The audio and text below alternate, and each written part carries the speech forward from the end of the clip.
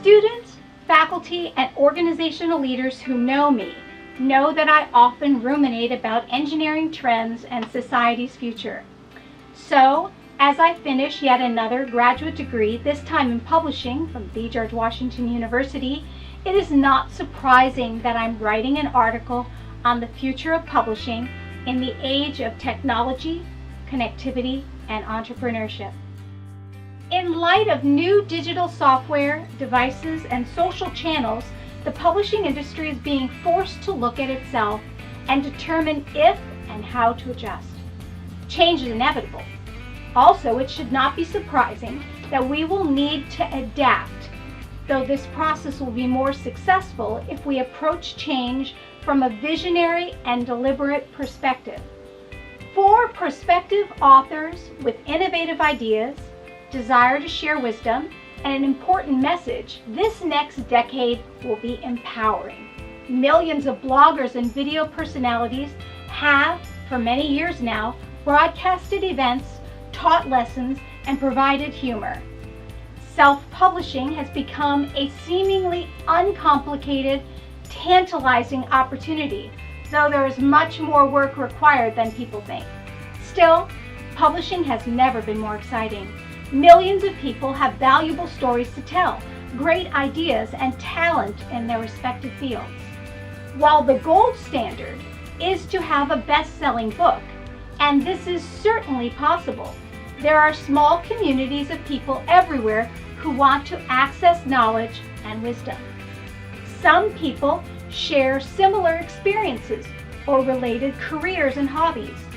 Whether a book, chapter, or article is published by one of the big 5 publishing houses, a smaller publishing group, or self-published, the time is now to consider publishing those ideas. At the same time, publishers must grapple with changes in technology, marketing, distribution, digital content, interactivity, and the entrepreneurial spirit of the new author. Throughout this period until 2025, idea generators will have multiple avenues to publish and distribute print and digital content in front of and behind paywalls. Amazon will continue to be a central source for users to buy books and media. The conundrum is the uncertainty of what technologies will dominate or if new devices or software will appear. The demand for interactive content will have a quicksand-like pull that is not insurmountable, but will require publishers to have thoughtful vision, nimble creativity, and pragmatic wisdom. The understated e-publishing data forecasts the lessening of interest in digital content. I believe that this is wishful thinking on the part of publishers. The problem may be that people are not buying content on the recorded market because they have acquired it from the dark web, copyright violators, and other unaccountable sources. There is no doubt that people are interacting more with technology, not less. I think the data is missing millions of readers. I also believe that bookstore buyer prognosticators will continue to be challenged by spotty analytics. Data aside, the big 5 publishers will need to innovate or become irrelevant. Ultimately, business is about making money, and shareholder expectations are tied to profits. Thus, the significant challenge will continue to be the strategic allocation of resources on the cost side and reaching audiences on the revenue side. Why produce ebooks, audiobooks, video trailers, or interactive digital content if there's no evidence that people are clamoring for that medium? Besides, the costs are significant, and it's difficult to determine which way the market will shift. My recommendation is that each of the big 5 publishers create a secret innovation incubator that meets quarterly for brainstorming weekends with a dozen individuals to analyze, imagine, and invent next generation publishing. I would love to be invited.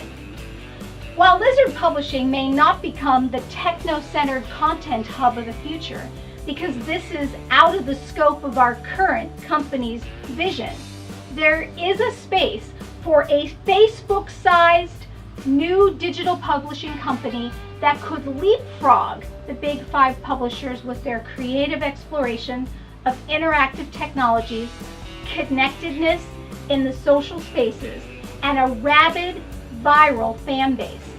In this vision, a collaborative, entrepreneurial team of graphic designers, animators, computer scientists, data analysts, and business developers will link arms to create interactive content, virtual reality news, and state-of-the-art information gathering, creation, and distribution. This scenario is not unreasonable, given that universities are sponsoring business incubators with powerful, experienced consultants and well-endowed venture capitalists eager to discover the next big innovation. Of course, that company could be acquired under the umbrella of one of the big publishing houses, as other companies have. Either way, before the end of 2025, publishers will have to ramp up employee skill sets and hire more interactive digital technicians. Let's step back for one moment. The most celebrated award-winning collection of books, once called the Sum of Human Knowledge, stopped its presses in 2012 after 244 years.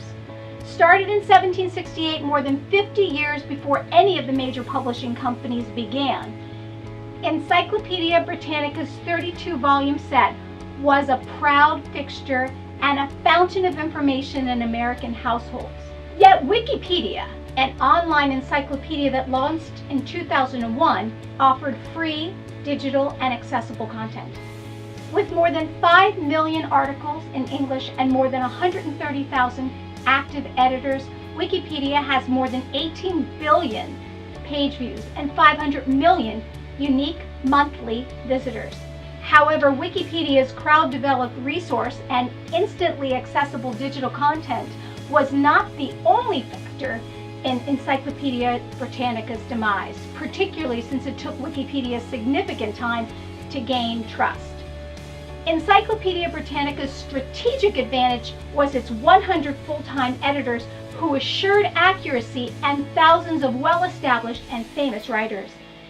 They did create a 2012 Britannica Ultimate Reference Suite and constantly updated Britannica Online.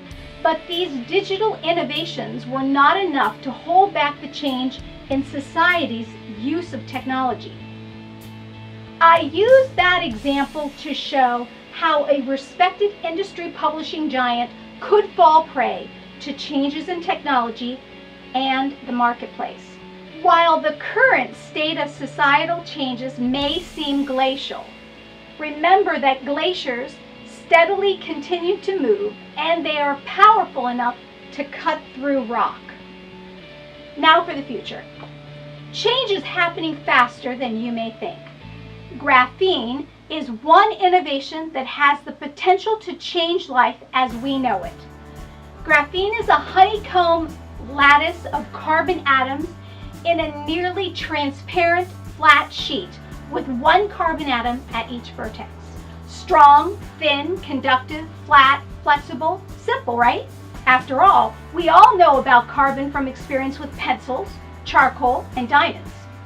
Graphene is 100 times stronger than the strongest steel, and it efficiently conducts heat and electricity. What does any of this have to do with publishing? Well, an adaptive form of graphene sheets have the potential to display books on a device with the weight and size of a sheet of paper. This means that books, videos, and interactive content will be able to display on a computer and placed on a wall, attached to any countertop, or integrated into any furniture or appliance. Furthermore, these sheets may be rolled up and carried anywhere. Next, the Corning Company created Gorilla Glass.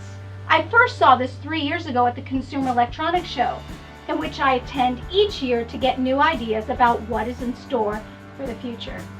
Gorilla Glass's surface ion process creates thin, nearly unbreakable glass. Combined with graphene sheets, all surfaces in a home, office, or car can be computerized with no electricity or wires. This means that you will be able to read your book stand on a wall without a device, immerse yourself in interactive content from the moment you awake, and get any information at any time at the touch of your fingertips. Gorilla Glass is not the future. It is the present. Watch this Corning Gorilla Glass 5-minute video that was created in 2011 if you want to see a slice of what your future is likely to be walking through someone else's life. It's really worth watching. The third innovation in publishing that we will see by 2025 are virtual reality books. We will step onto our treadmill for a workout or into a room for a spectacular surround sound reading and video adventure.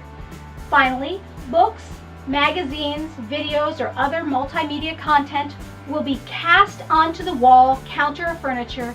We will read books on our truly ultra-portable devices and be able to interact with characters. Authors will write alternate endings for storylines. Readers will be able to choose from these alternate endings depending upon their mood: happy, sad, scary, motivational, uncertain. Some books will allow readers to contribute stories to the text, suggest ways to make the plot thicker, and comment at various points. Some books of the future may look and feel just the way books do today. But slowly and surely, the technology surrounding books and the way we read and interact with them will change.